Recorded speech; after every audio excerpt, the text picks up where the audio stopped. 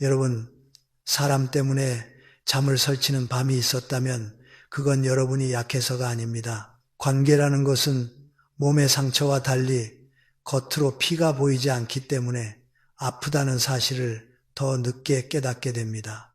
더구나 나이가 들수록 우리는 사람을 좋게 보려는 마음이 몸에 배어 있습니다. 오래 알고 지냈다는 이유로, 이웃이라는 이유로, 같은 모임이라는 이유로 괜히 불편한 말을 꺼냈다가 사이가 틀어질까봐 참고 넘깁니다. 그런데 바로 그 참고 넘기는 습관이 어떤 사람에게는 여러분을 만만하게 만드는 신호가 되기도 합니다.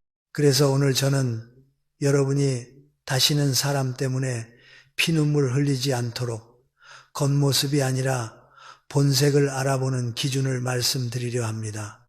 위험한 사람은 대개 처음부터 위험하게 보이지 않습니다. 오히려 살갑습니다. 말투가 친절하고 내 형편을 살피는 듯하고 내가 힘들 때 위로도 해줍니다. 그래서 우리는 믿습니다. 아, 이 사람은 괜찮은 사람이구나. 그런데 어느 날 아주 사소한 일상에서 예상치 못한 순간에 그 사람의 진짜 얼굴이 툭 튀어나옵니다. 사람의 본성은 꾸며낸 표정이 아니라 무의식적으로 새어나오는 반응 속에 숨어 있기 때문입니다. 큰 사건이 아니라 작은 순간에 드러납니다. 그 작은 순간이 반복되면 여러분 마음은 조금씩 달아갑니다. 이상하게 불편하고 만나고 나면 지치고 집에 돌아와서도 생각이 끊기지 않습니다. 그런데도 우리는 스스로를 탓합니다. 내가 예민한가? 내가 너무 까다로운가? 아닙니다. 여러분의 감각은 틀리지 않습니다. 다만 그 감각을 믿지 못하게 만드는 정과 미안함이 우리 안에 너무 커졌을 뿐입니다. 제가 오늘 가장 먼저 말씀드리고 싶은 기준은 이것입니다. 관계에서 정말 무서운 일은 다툼이 아닙니다. 누군가와 의견이 다르고 언성이 높아지는 일은 누구에게나 있을 수 있습니다. 더 무서운 것은 책임의 방향이 뒤집히는 것입니다. 잘못은 저쪽에 있는데 죄책감은 이쪽이 떠안는 구조가 만들어질 때 그 관계는 여러분을 갉아먹습니다. 그리고 그 구조를 만드는 사람들의 첫 번째 특징이 있습니다. 바로 자신의 잘못을 절대 인정하지 않는 사람입니다. 여러분, 실수는 누구나 합니다. 나이와 상관없이 아무리 똑똑한 사람도 실수를 합니다. 중요한 것은 실수 자체가 아니라 그 다음입니다. 미안하다 한마디가 관계를 살립니다. 인정하고 고치면 그 실수는 오히려 신뢰를 깊게 만들기도 합니다. 그런데 어떤 사람은 그 한마디를 끝내 하지 않습니다. 분명히 본인이 날짜를 잘못 잡았고 본인이 확인을 하지 않았고 본인이 착각했는데도 입에서 나오는 말은 늘 똑같습니다. 그 앱이 이상했어. 네가 정확히 말 안 했잖아. 요즘 내가 정신이 없었어. 말이 길어지고 설명이 많아지고 결론은 항상 하나입니다. 내 잘못이 아니다. 이 사람에게는 사실이 중요한 게 아닙니다. 자기 체면이 더 중요합니다. 내가 틀릴 수 있다는 사실을 견디지 못합니다. 틀렸다는 말이 곧 내가 부족한 사람이라는 판결처럼 느껴지기 때문입니다. 문제는 여기서 끝나지 않습니다. 이런 사람과 가까이 지내면 여러분이 이상한 역할을 맡게 됩니다. 원래는 그 사람이 사과해야 하는 상황인데 어느새 여러분이 사과하게 됩니다. 내가 좀 더 확인했어야 했는데 내가 괜히 말했나 이런 말이 입에서 나오기 시작합니다. 잘못은 저쪽인데 죄책감은 이쪽이 챙깁니다. 이것이 반복되면 여러분은 점점 자신감을 잃습니다. 내가 뭘 해도 불편한 일이 생기는 것 같고 내가 늘 부족한 사람인 것 같고 결국 말수를 줄이게 됩니다. 갈등이 생길까봐 조심하고 또 조심합니다. 그러다 어느 날 관계가 아니라 관리가 되어버립니다. 상대의 기분을 맞추는 관리, 상대의 책임을 대신 짊어지는 관리 말입니다. 여러분, 그건 우정도 아니고 인간관계도 아닙니다. 그건 희생입니다. 정약용 선생은 잘못을 인정하는 것이 진짜 용기다라는 뜻의 가르침을 남겼습니다. 저는 이 말을 관계의 기준으로 삼아야 한다고 봅니다. 실수를 인정하지 못하는 사람은 성장할 수 없습니다. 배울 일이 없기 때문입니다. 모든 일이 남 탓이니 스스로 고칠 이유도 없습니다. 같은 실수를 반복하고 매번 다른 핑계를 붙일 뿐입니다. 그리고 그 반복의 비용은 누가 치르느냐? 옆에 있는 사람이 치릅니다. 가장 가까운 사람이 치릅니다. 여러분이 치릅니다. 그래서 저는 여러분께 묻고 싶습니다. 지금 여러분 곁에 명백한 잘못 앞에서도 미안하다는 말 한마디를 못하는 사람이 있습니까? 그 사람이 여러분의 마음을 존중하는 사람일까요? 존중은 말이 아니라 태도에서 나옵니다. 잘못을 인정하는 태도, 그것이 상대를 사람으로 대하는 최소한의 예의입니다. 혹시 여러분은 이렇게 생각하실지 모릅니다. 그래도 그 사람도 사정이 있겠지. 물론 사정은 있을 수 있습니다. 하지만 사정이 있다고 해서 책임이 사라지지는 않습니다. 피곤해도 힘들어도 바빠도 잘못을 했으면 인정할 수 있어야 합니다. 인정하지 못하는 사람은 결국 누군가에게 책임을 떠넘길 사람입니다. 그리고 그 누군가가 여러분이 될 가능성이 큽니다. 특히 여러분이 착하고 참고 관계를 지키려는 사람이면 그럴수록 더 그렇습니다. 착한 사람은 쉽게 이용당합니다. 왜냐하면 착한 사람은 마지막까지 내가 참으면 되지라고 생각하기 때문입니다.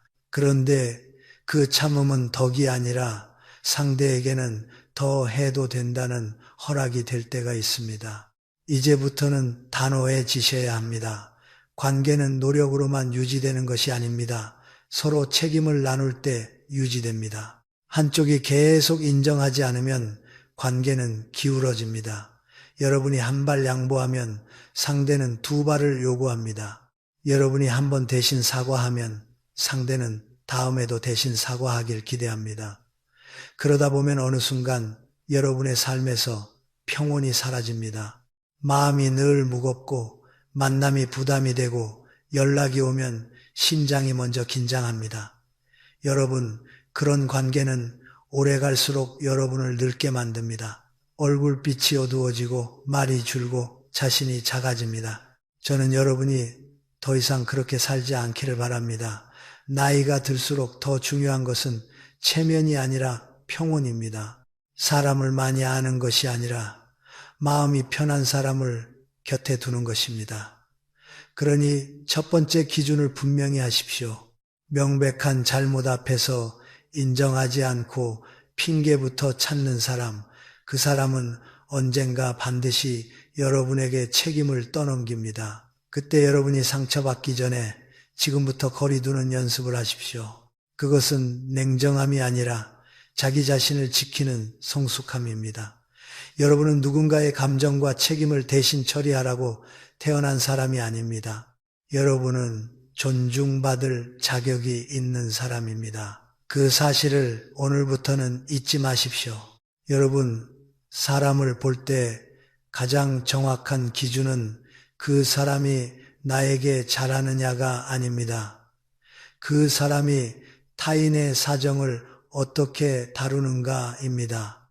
특히 남의 약점, 남의 고민, 남의 비밀을 손에 쥐었을 때 그 사람의 인격이 드러납니다. 오늘은 두 번째로 멀리해야 할 유형, 남의 비밀을 함부로 말하고 다니는 사람에 대해 말씀드리겠습니다. 이건 겉으로는 친절하고 따뜻해 보여도 속으로는 관계를 깨뜨리는 가장 위험한 습관입니다. 왜냐하면 비밀이란 것은 한번 새어나가면 다시는 원래 자리로 돌아오지 않기 때문입니다. 우리는 살면서 누구나 마음이 무너지는 순간이 있습니다. 가족 문제, 자식 문제, 건강 문제, 돈 문제, 이런 이야기는 아무에게나 꺼낼 수 없습니다. 그래서 어렵게 한 사람을 선택합니다. 너한테만 말하는 거야. 정말 부탁인데 비밀로 해줘. 그 말 속에는 단순한 정보 전달이 아니라 신뢰를 맡기는 마음이 들어 있습니다. 그런데 어떤 사람은 그 신뢰를 관심을 끄는 재료로 바꿔버립니다. 아주 자연스럽게, 아주 가볍게요. 걱정돼서 조언을 구하려고, 나쁜 뜻이 아니라 이렇게 말하면서요. 하지만 여러분, 비밀을 흘리는 순간부터 이미 나쁜 뜻이 시작된 겁니다. 뜻이 나쁘냐 좋으냐가 중요한 게 아닙니다. 결과가 상대를 다치게 하면 그건 나쁜 행동입니다. 비밀을 퍼뜨리는 사람들의 특징이 하나 있습니다. 말이 길고 설명이 많습니다. 정작 중요한 핵심, 미안해는 빠져 있습니다. 한 명한테만 살짝 물어봤어 라고 하지만 며칠 후 보면 그 한 명이 둘이 되고 셋이 되고 어느새 동네 전체가 압니다. 그리고 그 과정에서 비밀은 변형됩니다. 원래는 명절 준비로 말다툼이 있었다가 며느리가 시어머니를 무시한다가 됩니다. 심지어 없던 말이 붙고 감정이 과장되고 누군가의 상상이 사실인 것처럼 굳어집니다. 이렇게 되면 가장 고통받는 사람은 누구입니까? 비밀을 털어놓은 당사자입니다. 마음이 무너져서 어렵게 꺼낸 이야기가 하루아침에 남의 입에서 가십이 되어 돌아오니까요. 왜 이런 일이 생길까요? 어떤 사람은 타인의 비밀을 지키는 것을 무거운 일로 느낍니다. 반면 어떤 사람은 타인의 비밀을 가벼운 소재로 느낍니다. 여기서 인간의 차이가 납니다. 비밀을 무겁게 여기는 사람은 상대의 마음을 먼저 생각합니다. 이 이야기는 그 사람에게 아픈 이야기다. 내가 지켜야 한다. 이렇게 느낍니다. 하지만 비밀을 가볍게 여기는 사람은 다르게 느낍니다. 이 이야기하면 사람들이 나를 주목하겠지. 내가 정보가 많은 사람으로 보이겠지. 결국 비밀은 그들에게 자기 존재감을 높이는 도구가 됩니다. 여러분이 꼭 기억하셔야 할 문장이 있습니다. 남의 비밀을 여러분에게 쉽게 말하는 사람은 여러분의 비밀도 쉽게 말합니다. 이것은 예외가 거의 없습니다. 처음에는 달콤하게 말합니다. 나는 너한테만 말하는 거야. 그런데 그 말이 사실이라면 왜 굳이 너한테만이라는 말을 강조할까요? 진짜로 비밀을 지키는 사람은 오히려 조용합니다. 말이 없습니다. 묻지 않으면 꺼내지 않습니다. 반대로 입이 가벼운 사람은 나만 아는 이야기라는 포장지로 관심을 끕니다. 그리고 그 포장지를 뜯는 순간 그 비밀은 이미 안전하지 않습니다. 정약용 선생은 제자들에게 비밀을 지키는 것이 신의 시작이다라는 뜻의 가르침을 강조하셨습니다. 저는 이 말을 인간관계의 핵심으로 봅니다. 신의 신의는 거창한 약속에서 생기는 게 아닙니다. 아주 작은 말 한마디를 지키는 데서 시작됩니다. 남의 사정 하나를 지켜주는 것, 그게 사람이 사람을 존중하는 기본입니다. 비밀을 지키지 못하는 사람은 결국 사람을 존중하지 못하는 사람입니다. 그 사람은 여러분을 사랑해서 말을 퍼뜨리는 게 아닙니다. 여러분을 돕기 위해서도 아닙니다. 단지 자신의 입과 감정을 통제하지 못할 뿐입니다. 그리고 통제하지 못하는 사람은 언젠가 여러분 삶을 통제하려 들 가능성도 큽니다. 그렇다면 우리는 어떻게 해야 할까요? 여기서 중요한 것은 따지기가 아니라 경계입니다. 그 사람을 붙잡고 싸워도 비밀은 이미 나갔습니다. 그 사람에게 화를 내도 그 사람은 이렇게 말할 겁니다. 내가 뭘 그렇게 큰 잘못했어? 너무 예민한 거 아니야? 바로 이것이 문제입니다. 타인의 마음을 다치게 해놓고도 그 다침을 이해하지 못하는 사람이라는 증거입니다. 그러니 여러분이 할 일은 간단합니다. 마음을 닫으십시오. 정보를 주지 마십시오.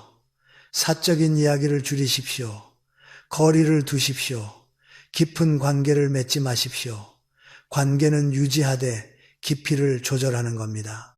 여러분, 나이가 들수록 관계의 양보다 질이 중요해집니다. 전화 몇 통이 중요한 게 아닙니다. 만나서 웃는 얼굴이 중요한 게 아닙니다.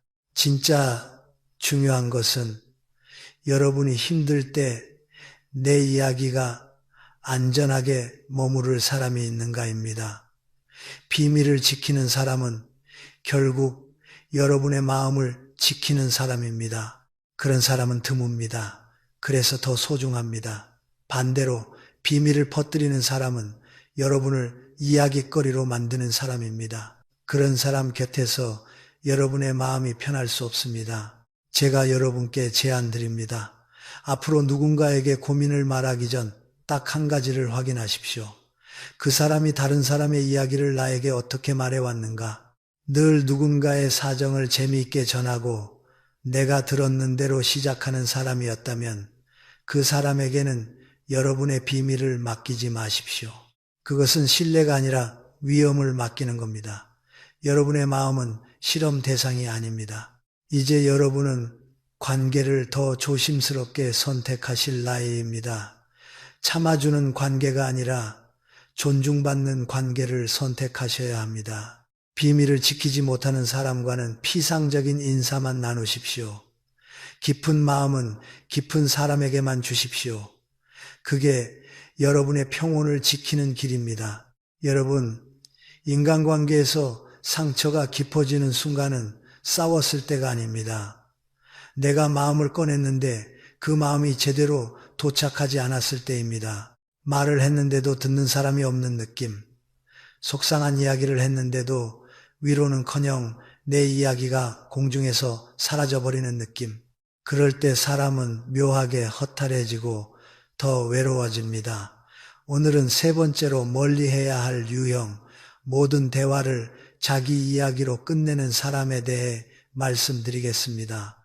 이런 사람은 겉으로는 대화를 잘하는 것처럼 보입니다. 말도 많고 경험도 많은 듯하고 분위기도 띄웁니다.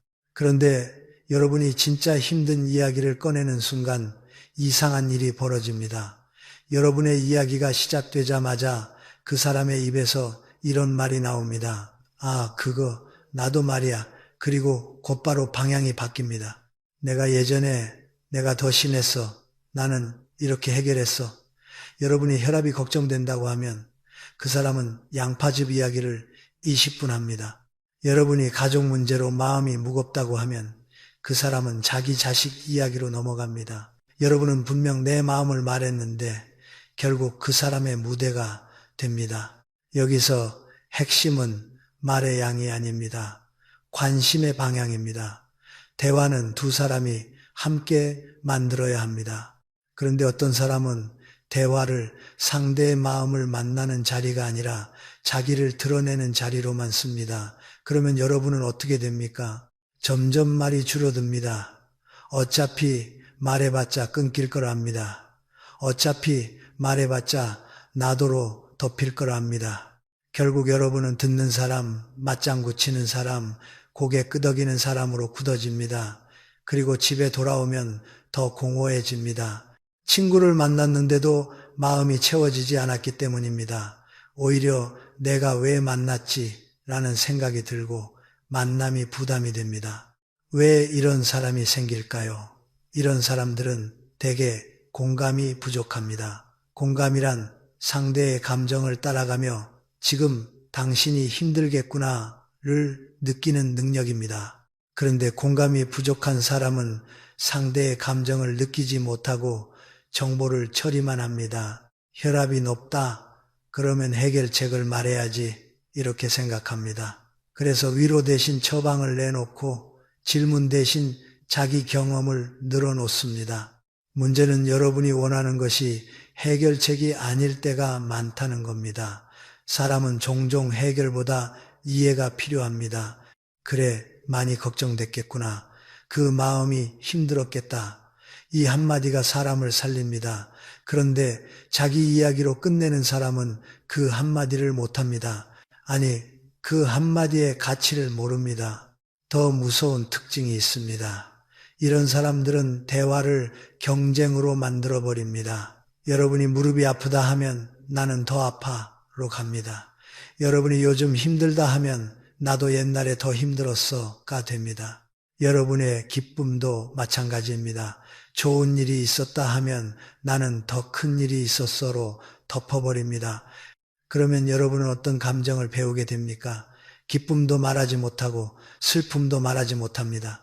결국 그 사람 앞에서 여러분의 감정은 점점 숨게 됩니다. 관계가 깊어지는 게 아니라 여러분이 줄어드는 관계가 됩니다. 정약용 선생은 듣는 것이 말하는 것보다 어렵고 귀하다는 뜻의 말씀을 남겼습니다. 저는 이 말을 정말 중요한 기준으로 삼아야 한다고 봅니다. 말하는 것은 누구나 합니다.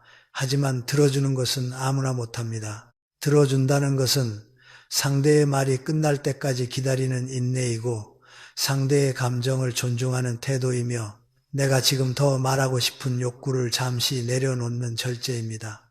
이 절제가 없는 사람은 결국 관계에서 상대를 사람으로 만나지 못하고 내가 비추는 거울로만 사용하게 됩니다. 여러분, 한번 이렇게 생각해 보십시오. 나는 그 사람 이야기를 너무 많이 알고 있습니다. 그 사람의 가족사, 건강, 취미, 분노, 자랑, 불만까지 다 압니다. 그런데 그 사람은 나에 대해 얼마나 알고 있을까요? 내 마음이 어떤지, 내가 무엇을 두려워하는지, 내가 무엇에 기뻐하는지 그 사람은 모릅니다. 관심이 없기 때문입니다. 관심이 없으면 질문이 없습니다. 질문이 없으면 공감도 없습니다. 그러니 관계는 자연스럽게 얕아집니다. 오래 만났다고 해서 깊어지는 게 아닙니다. 깊어지는 관계는 내 이야기가 안전하게 머무를 곳이 있는 관계입니다. 그렇다면 우리는 어떻게 해야 할까요? 우선 여러분이 스스로를 탓하지 마십시오. 내 말이 재미없나? 내가 표현을 못했나? 아닙니다. 문제는 표현이 아니라 구조입니다. 상대가 처음부터 받을 그릇이 없었던 겁니다. 그 다음은 분명히 해야 합니다. 대화의 균형을 지키십시오. 여러분이 한 문장을 말하면 상대가 두 문장으로 빼앗는 관계는 오래갈수록 여러분을 지치게 합니다. 처음에는 그 사람 원래 말이 많아 라고 넘기지만 그 반복이 결국 여러분의 마음을 비웁니다. 방법은 간단합니다. 첫째, 중요한 이야기를 그 사람에게 하지 마십시오. 둘째, 만남의 시간을 줄이십시오. 셋째, 깊은 관계를 맺지 마십시오. 그리고 넷째, 여러분의 이야기를 진심으로 들어주는 사람에게 시간을 쓰십시오.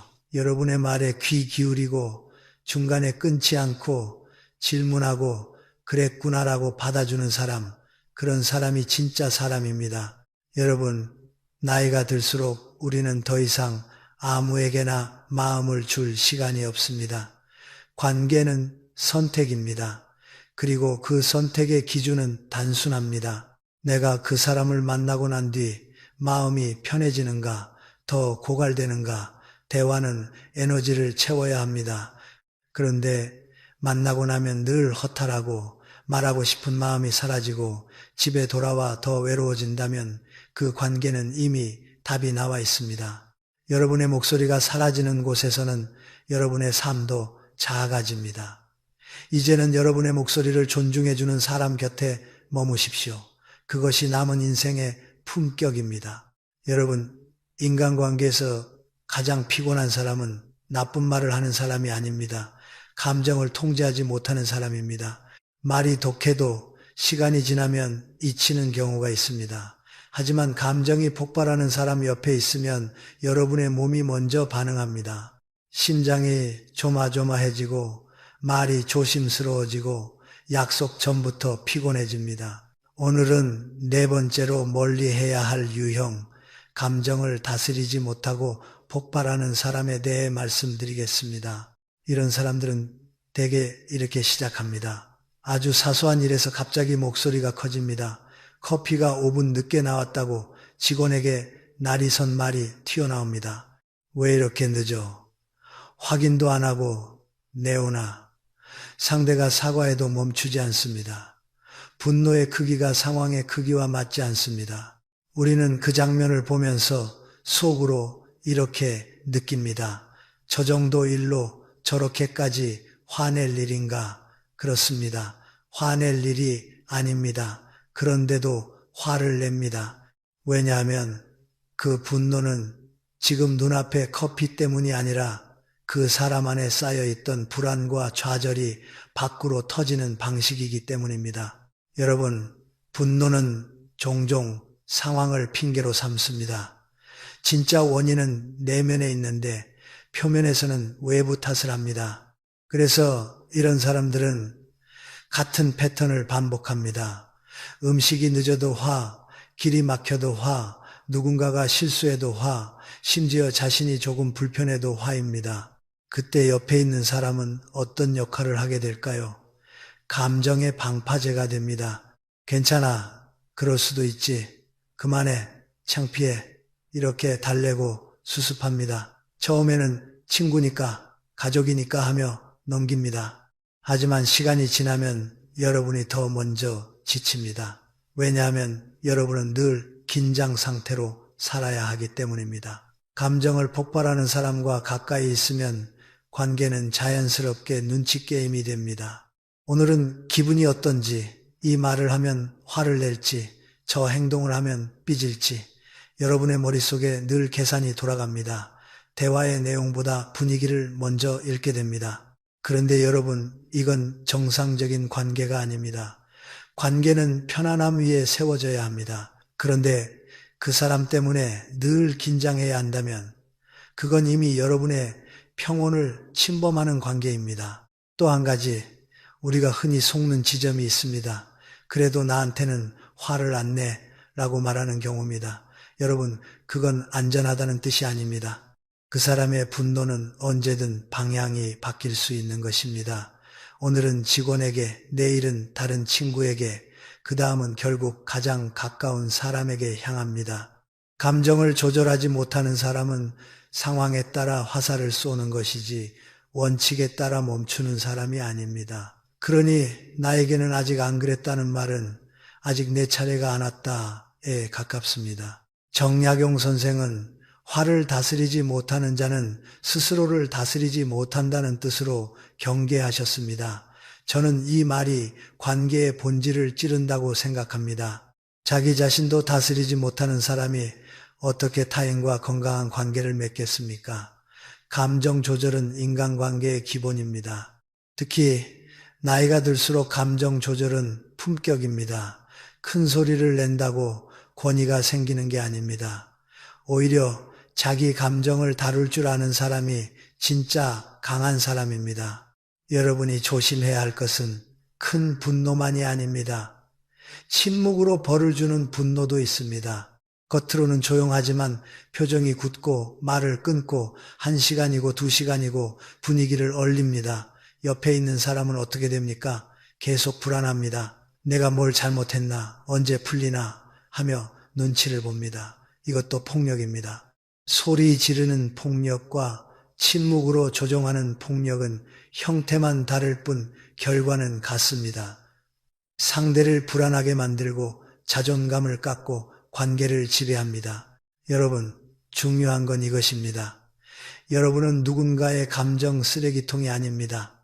상대가 스트레스를 받는다고 해서 여러분이 그 분노를 받아줄 의무는 없습니다. 상대가 기분이 나쁘다고 해서 여러분이 하루 종일 죄인이 될 이유도 없습니다.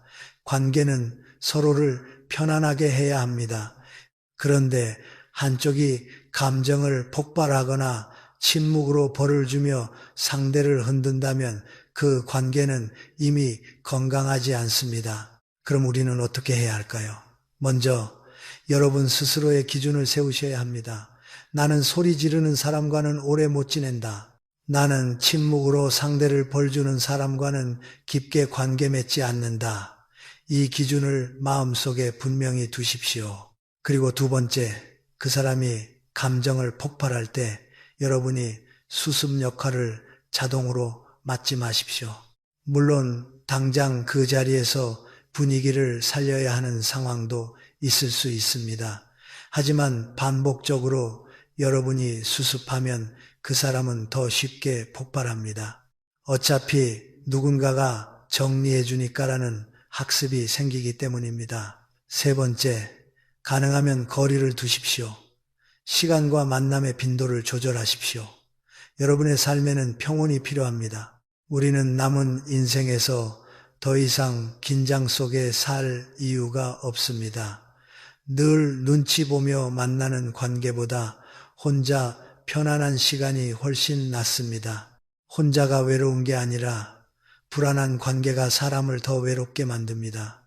여러분, 관계는 결국 삶의 온도를 결정합니다. 누군가와 만나고 난 뒤 마음이 따뜻해지는가 아니면 오히려 얼어붙는가. 감정을 통제하지 못하는 사람은 주변의 온도를 낮춥니다. 그 옆에 있으면 여러분도 점점 차가워지고 지치고 조심스러워집니다. 그러니 이제는 여러분의 평온을 우선하십시오. 평온은 사치가 아니라 인생의 마지막까지 지켜야 할 가장 중요한 자산입니다. 감정 폭발로 여러분의 하루를 망치는 사람과는 거리를 두십시오. 여러분의 마음을 지키십시오. 여러분, 사람을 판단할 때 우리는 흔히 큰 자리에서 어떻게 행동하느냐를 봅니다. 직장에서 성과를 내는지, 모임에서 리더를 잘하는지, 말이 조리 있는지. 그런데 진짜 본성은 큰 자리보다 아주 작은 자리에서 더 선명하게 드러납니다. 왜냐하면 큰 자리에서는 누구나 보이는 눈을 의식하기 때문입니다. 반면 작은 자리에서는 방심합니다. 그래서 오늘은 5번째로 멀리 해야 할 유형, 사소한 역할만 맡아도 갑자기 군림하려 드는 사람을 말씀드리겠습니다. 이 유형은 처음엔 추진력 있다, 야무지다로 포장되지만 시간이 지나면 주변 사람을 숨막히게 만듭니다. 처음에는 고맙게 시작됩니다.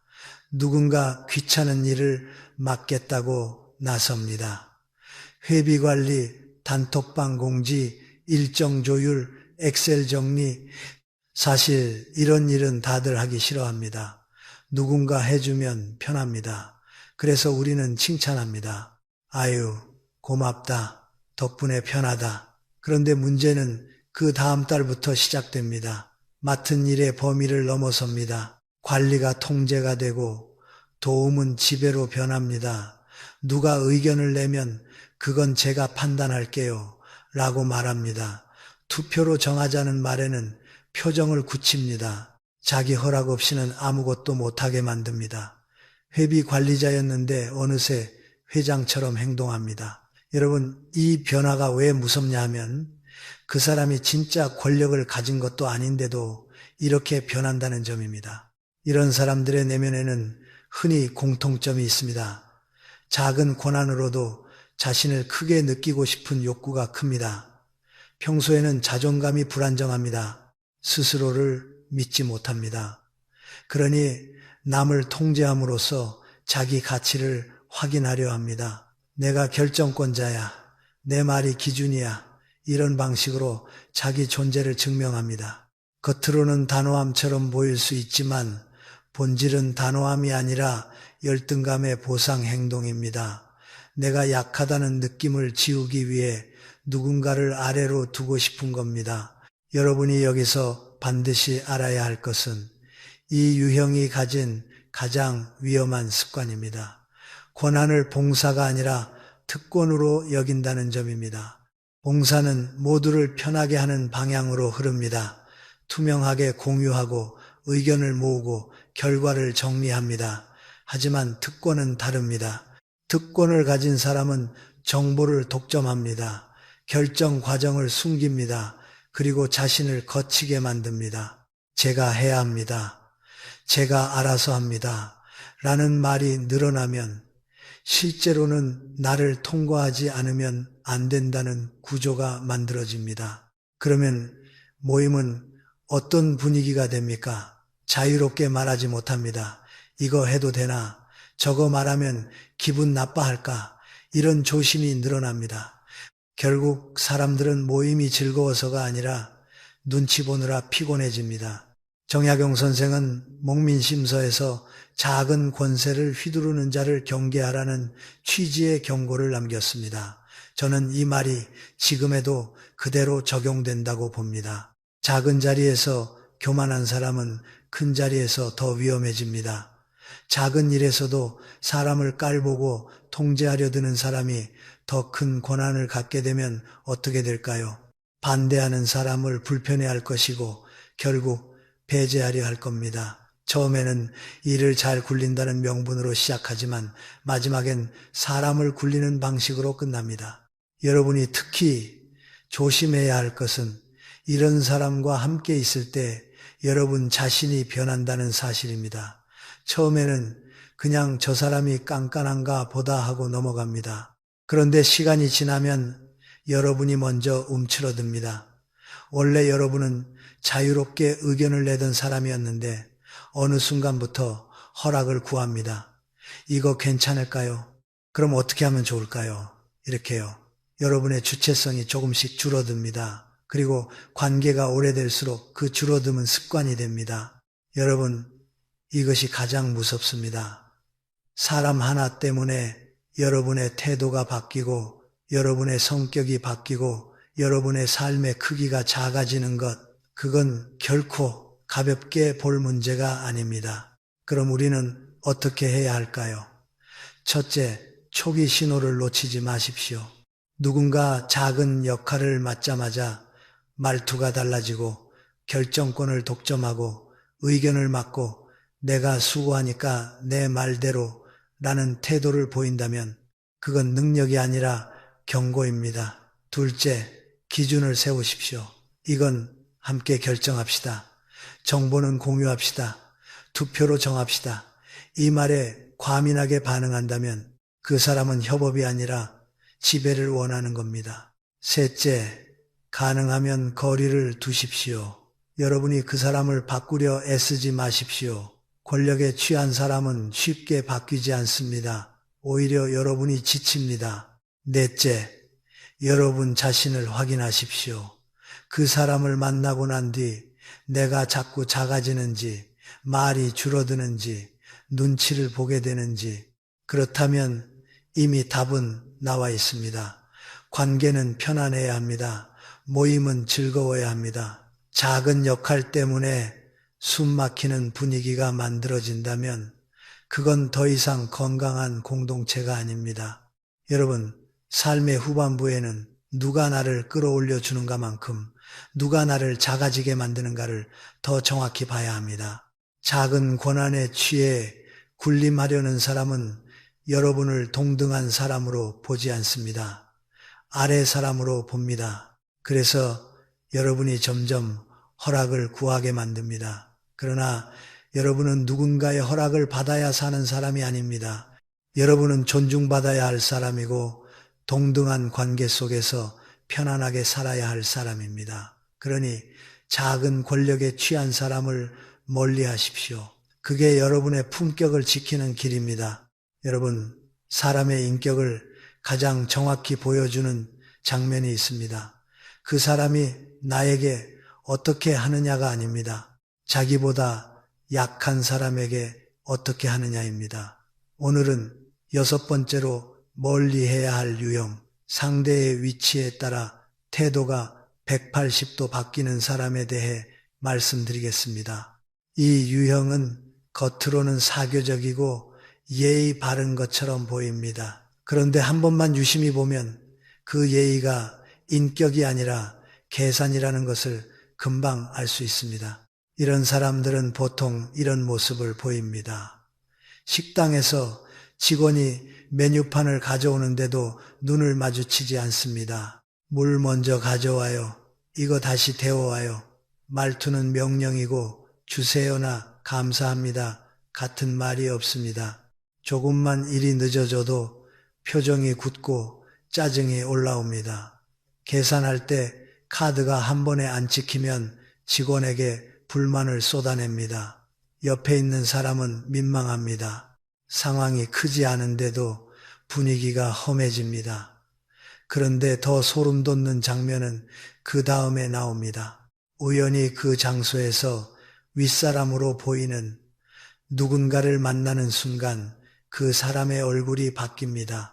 목소리가 부드러워지고 미소가 환해지고 고개를 깊이 숙입니다. 조금 전까지 직원에게 날카롭던 사람이 맞나 싶을 정도입니다. 여러분, 이 변화는 단순한 예의가 아닙니다. 예의는 누구에게나 같습니다.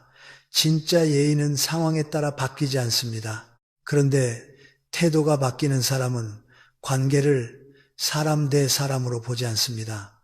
관계를 위아래로 나눕니다.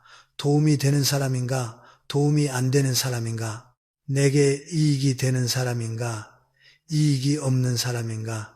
그래서 높은 사람 앞에서는 극진하게 굽신거리고 약한 사람 앞에서는 거칠어집니다. 이건 성격 문제가 아닙니다. 세계관의 문제입니다. 사람을 존재로 보지 않고 도구로 봅니다. 이런 사람의 내면에는 대개 강한 불안이 있습니다. 자기 자리에 대한 불안, 인정받지 못할까 하는 불안, 남보다 뒤처질까 하는 불안. 그래서 그 불안을 잠재우는 방법으로 서열 확인을 합니다. 높은 사람 앞에서는 자신을 낮추며 안전을 확보하고 낮은 사람 앞에서는 상대를 낮추며 자신이 위에 있음을 확인합니다. 결국 그 사람이 하는 행동은 예의가 아니라 자기 불안을 진정시키는 의식입니다. 그런데 그 의식의 비용은 누구가 치릅니까? 약한 사람이 치르고 옆에 있는 사람이 치릅니다. 분위기가 망가지고 관계가 불편해지고 결국 여러분까지 긴장하게 됩니다. 여러분이 이 유형을 특히 경계해야 하는 이유가 있습니다. 이 사람은 지금은 여러분에게 친절할 수 있습니다. 왜냐하면 지금 여러분이 괜찮은 위치에 있고 도움이 될 수 있는 사람으로 보이기 때문입니다. 하지만 여러분이 힘들어지는 순간, 여러분이 더 이상 쓸모가 없다고 판단되는 순간 태도는 바뀝니다. 지금의 친절은 인격에서 나온 것이 아니라 조건에서 나온 것이기 때문입니다. 조건이 바뀌면 친절도 사라집니다. 그러니 우리는 한 가지를 반드시 확인해야 합니다. 그 사람이 나에게 잘해주는가가 아니라 아무 이득이 없는 사람에게도 잘하는가입니다. 정약용 선생은 아랫사람을 대하는 태도가 그 사람의 진짜 품격이라는 취지로 경계하셨습니다. 저는 이 말을 매우 실용적인 기준으로 삼으라고 권하고 싶습니다. 높은 사람 앞에서 예의 바른 건 쉽습니다. 칭찬도 받을 수 있고 얻을 것도 있습니다. 하지만 아무런 이익이 없는 사람에게도 같은 존중을 보이는 것은 어렵습니다. 그래서 바로 거기서 인격이 드러납니다. 식당 직원, 청소하시는 분, 경비원, 택배기사, 콜센터 상담원, 이런 분들에게 무례한 사람은 여러분에게도 결국 무례해질 사람입니다. 처음엔 여러분에게만 예외로 친절할 수 있습니다. 그러나 그건 예외가 아니라 기간 한정 서비스입니다. 여러분, 이런 사람과 오래 지내면 여러분도 상처를 입지만 더 무서운 건 여러분의 가치관이 흔들린다는 겁니다. 세상은 원래 그래. 강한 사람이 이기는 거야. 이런 말이 입에 붙기 시작합니다. 그리고 어느 순간 여러분도 누군가에게 무례해질 수 있습니다. 인간은 옆에 있는 사람의 온도를 닮아가기 때문입니다. 그래서 우리는 단지 나에게 피해를 주는가만 보지 말고 내가 어떤 사람이 되게 만드는가를 봐야 합니다. 약자를 무시하는 사람 곁에 있으면 여러분의 마음도 거칠어지고 삶이 피곤해집니다. 그럼 우리는 어떻게 해야 할까요? 첫째, 관찰하십시오. 여러분 앞에서는 친절한데 다른 사람 앞에서는 무례한지, 특히 서비스 노동자나 약한 위치에 있는 사람 앞에서 말투가 거칠어지는지, 둘째, 그 장면을 보고도 원래 성격이 급해서라고 합리화하지 마십시오.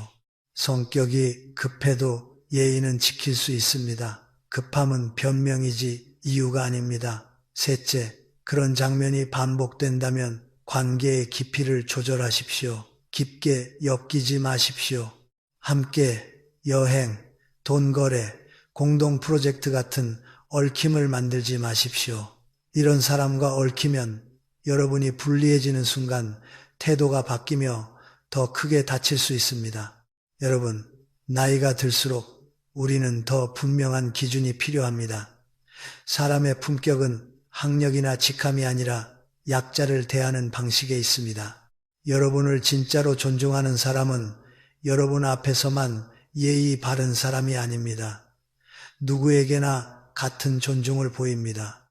그런 사람과 함께 있을 때 여러분의 마음도 안전합니다. 반대로 위치에 따라 태도가 바뀌는 사람은 관계를 사람으로 맺는 게 아니라 계산으로 맺습니다. 계산으로 맺어진 관계는 계산이 끝나면 끝납니다. 그러니 지금이 그 사람을 볼 때입니다. 말이 아니라 장면을 보십시오. 약자 앞에서 드러나는 태도, 그게 그 사람의 진짜 얼굴입니다. 여러분, 사람의 진심은 잘해줄 때보다 거절했을 때 더 선명하게 드러납니다. 기분 좋을 때 친절한 건 어렵지 않습니다. 문제는 상대가 원하는 대로 되지 않을 때입니다. 그 순간에도 존중이 유지되는가 아니면 태도가 확 바뀌는가. 오늘은 7번째로 멀리 해야 할 유형, 부탁을 거절하면 태도가 돌변하는 사람에 대해 말씀드리겠습니다. 이 유형은 처음에는 천사처럼 다가옵니다. 하지만 끝은 늘 같습니다. 거래였다는 것이 드러납니다. 어떤 사람이 꾸준히 여러분을 챙깁니다. 안부를 묻고 과일을 가져오고 반찬도 나눠주고 혼자 있으면 심심하지 않냐고 마음까지 써줍니다. 여러분은 고맙습니다.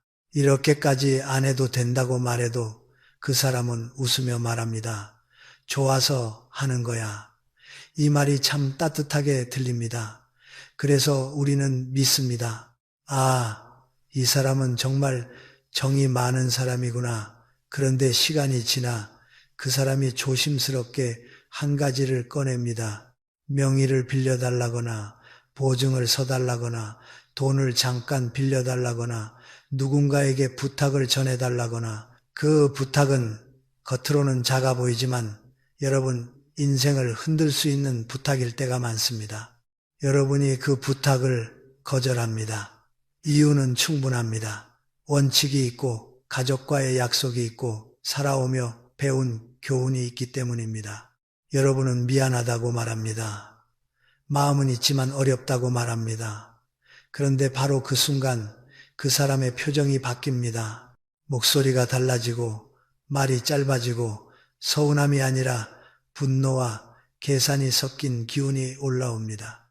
그동안 내가 얼마나 챙겼는데 이럴 줄 알았으면 끝까지 말하지 않아도 뜻은 분명합니다. 투자 대비 수익이 없다는 불만입니다. 그리고 그 다음 날부터 연락이 뚝 끊깁니다. 길에서 마주쳐도 인사만 하고 지나갑니다. 과일도 반찬도 안부도 사라집니다. 여러분은 허탈합니다. 1년의 친절이 진심이 아니었나? 바로 그겁니다. 진심이 아니라 계산이었습니다. 여러분, 이 유형이 가장 무서운 이유는 친절이 미끼로 쓰인다는 점입니다. 친절 자체는 좋은 것입니다. 우리는 친절한 사람에게 마음이 열립니다. 그런데 어떤 사람은 친절을 순수한 마음이 아니라 심리적 빚을 쌓는 도구로 씁니다. 오늘은 반찬을 주고 내일은 안부를 묻고 그 다음은 도와주고 그렇게 쌓아두는 겁니다. 그리고 언젠가 큰 부탁을 꺼낼 때 상대가 거절하기 어렵게 만듭니다. 내가 이만큼 했는데 라는 압박이 작동하니까요. 이것은 관계가 아닙니다. 거래입니다. 거래는 항상 계산서를 요구합니다. 정약용 선생은 진짜 관계는 이익이 아니라 마음으로 맺어진다는 취지로 말씀하셨습니다. 저는 이 말을 여러분이 뼛속에 새기셨으면 합니다. 마음으로 맺어진 관계는 여러분이 거절해도 무너지지 않습니다. 오히려 이해합니다. 그럴 수도 있지, 내 사정이 있겠지 하며 관계는 그대로 유지됩니다. 왜냐하면 그 관계의 목적이 얻어내기가 아니라 함께하기이기 때문입니다. 하지만 거래로 맺어진 관계는 다릅니다. 이익이 안 되면 끝입니다. 거절은 곧 손해로 해석되고 손해가 확정되면 철수합니다. 그래서 거절 한 번에 태도가 달라집니다. 여러분이 여기서 절대 속지 말아야 할 말이 있습니다. 명의만 빌리는 거야. 보증만 서주면 돼. 절대 피해 안 가. 이런 말입니다. 인생에서 가장 위험한 부탁은 늘 간단하다는 얼굴을 하고 옵니다. 정말 간단했다면 왜 그 사람이 스스로 하지 못할까요? 왜 굳이 여러분이 필요할까요? 부탁이라는 건 결국 자기 부담을 남에게 옮기는 행위입니다. 특히 보증, 명의, 돈, 이 세 가지는 인간관계에서 가장 많은 비극을 만들었습니다. 그리고 그 비극은 대개 너는 믿을만해서 라는 칭찬으로 포장되어 시작됩니다. 여러분, 믿는 것과 위험을 떠안는 것은 다릅니다. 그렇다면 우리는 어떻게 해야 할까요? 첫째, 거절을 두려워하지 마십시오. 거절은 죄가 아닙니다. 거절은 여러분의 경계를 세우는 행위입니다. 경계가 없는 사람은 결국 이용당합니다. 둘째, 거절했을 때 상대가 보여주는 태도를 기록하십시오. 거절 후에도 존중이 유지되면 그 사람은 사람입니다. 하지만 거절 후에 냉담해지고 비난하고 관계를 끊으면 그 사람은 처음부터 목적을 가지고 접근한 것입니다. 그럴 때 여러분이 해야 할 일은 붙잡는 게 아니라 보내주는 것입니다. 떠나는 사람을 붙잡으면 다음 요구가 더 커집니다. 셋째, 여러분 자신의 마음을 지키십시오. 내가 너무 냉정했나? 내가 미안한가? 이런 죄책감을 느끼게 만드는 것 자체가 그 사람의 전략일 때가 많습니다. 죄책감은 여러분을 약하게 만들고 약해진 마음은 결국 이번 한 번만을 허락하게 만듭니다. 그리고 이번 한 번이 두 번이 되고 세 번이 됩니다. 그러다 큰 사고가 납니다. 여러분이 거절을 지켰다면 이미 여러분은 지혜로운 선택을 하신 겁니다. 죄책감이 아니라 안도감을 느끼셔야 합니다. 다행이다. 지금 알아서. 마지막으로 이 이야기를 꼭 드리고 싶습니다. 사람을 알아보는 것은 평안할 때가 아니라 어려울 때입니다. 손해를 봤을 때, 거절당했을 때, 기대가 깨졌을 때, 그때 본성이 나옵니다. 기분 좋을 때 나오는 웃음은 누구나 할 수 있습니다. 하지만 기대가 꺾였을 때에도 존중을 지키는 사람, 그 사람이 진짜 사람입니다.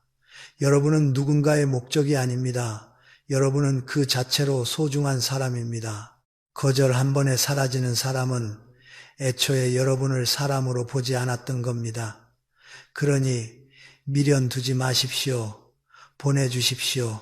그리고 남은 시간은 조건 없이, 계산 없이 여러분을 아끼는 사람에게 쓰십시오. 그것이 노년의 평온이고 삶의 품격입니다. 여러분, 사람을 알아보는 가장 중요한 순간이 언제인지 아십니까? 함께 웃고 있을 때가 아닙니다. 서로 잘 지낼 때가 아닙니다. 손해가 생기거나 억울하거나 불편하거나 마음이 상했을 때입니다. 그때 나오는 한마디, 그때 드러나는 표정, 그때의 행동이 그 사람의 진짜 얼굴입니다. 우리는 오랜 세월 관계를 지켜야 한다는 마음으로 살아왔습니다. 친척이니까, 오래 알고 지냈으니까, 같은 동네니까, 같은 모임이니까, 그래서 불편함을 참고 상처를 삼키고 스스로에게 말합니다. 내가 좀 더 참자. 내가 이해하자. 그런데 여러분, 시간이 길다고 해서 좋은 관계가 되는 건 아닙니다. 가까이 있다고 해서 나를 존중하는 사람이 되는 것도 아닙니다. 오히려 가까우니까 더 함부로 하는 사람이 있습니다. 그럴 때 우리는 이제 결론을 내릴 수 있어야 합니다. 관계는 거리가 아니라 존중으로 유지되는 것이라고요.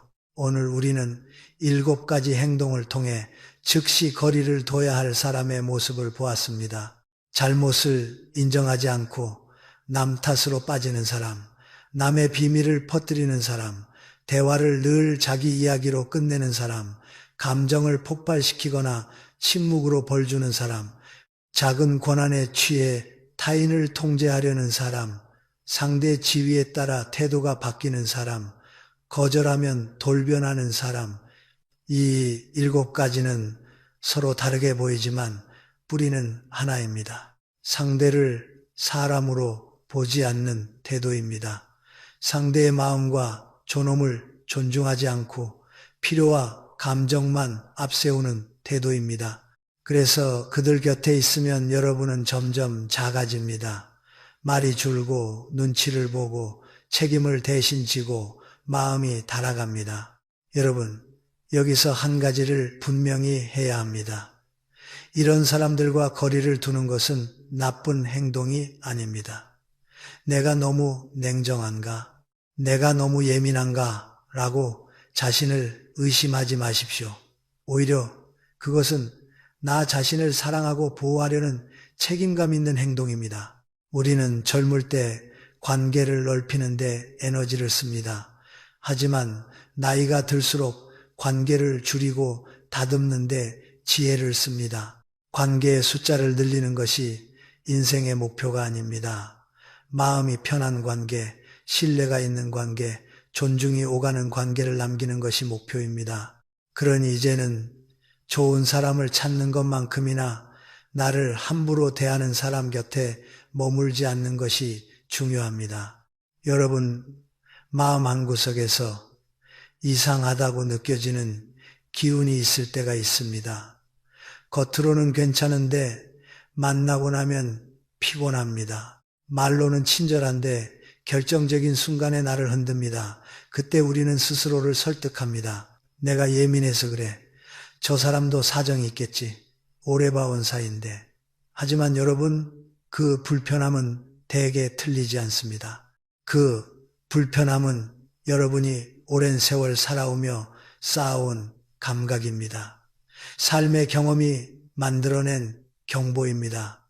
그 경보를 무시하면 결국 더 큰 대가를 치르게 됩니다. 그러니 이제는 그 불편함을 존중하십시오. 내가 예민한 게 아니라 내 마음이 지금 위험을 느끼는구나. 이렇게 받아들이십시오.